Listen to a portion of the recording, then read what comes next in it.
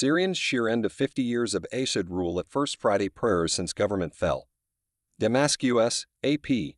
Exuberant Syrians observed the first Friday prayers since the ouster of President Bashar al-Assad, gathering in the capital's historic main mosque, its largest square, and around the country to celebrate the end of half a century of authoritarian rule.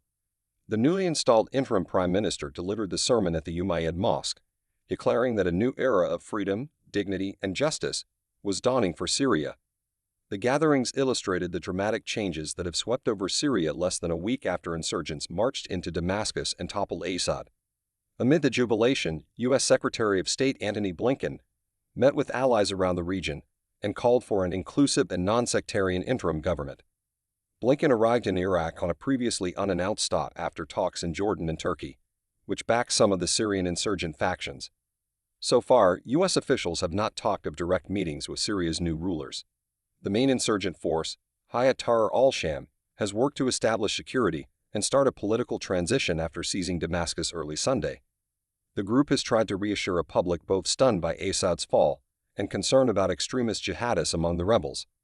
Insurgent leaders say the group has broken with its extremist past, though HTS is still labeled a terrorist group by the United States and European countries. HTS's leader, Ahmad al-Sharaa, formerly known as Abu Muhammad al-Golani, appeared in a video message Friday congratulating the great Syrian people for the victory of the blessed revolution. "I invite them to head to the squares to show their happiness without shooting bullets and scaring people," he said. "And then after, we will work to build this country.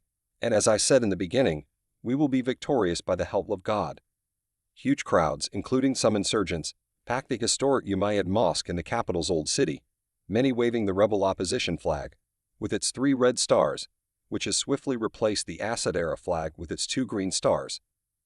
Syrian state television reported that the sermon was delivered by Mohammed al-Bashar, the interim prime minister installed by HTS this week. The scene resonated on multiple levels.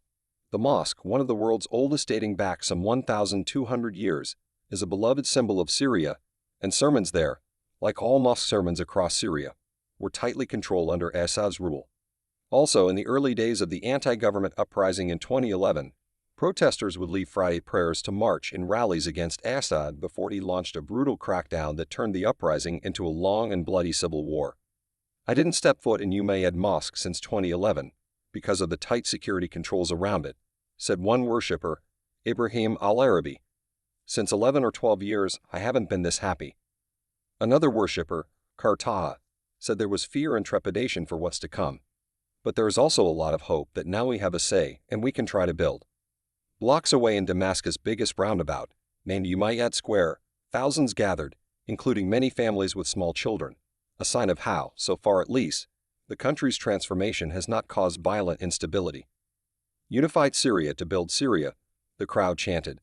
Some shouted slurs against Assad and his late father, calling them pigs, an insult that would have previously led to offenders being hauled off to one of the feared detention centers of Assad's security forces. One man in the crowd, 51-year-old Khalid Abu Shaheen, originally from the southern province of Daraa, where the 2011 uprising first erupted, said he hoped for freedom and coexistence between all Syrians, Alawites, Sunnis, Shiites, and Druze. The interim prime minister, al-Bashar, had been the head of a de facto administration created by HTS in Idlib, the opposition's enclave in northwest Syria. The rebels were bottled up in Idlib for years before fighters broke out in a shock offensive and marched across Syria in 10 days. Similar scenes of joy unfolded in other major cities, including in Aleppo, Homs, Hama, Latakia, and Raqqa.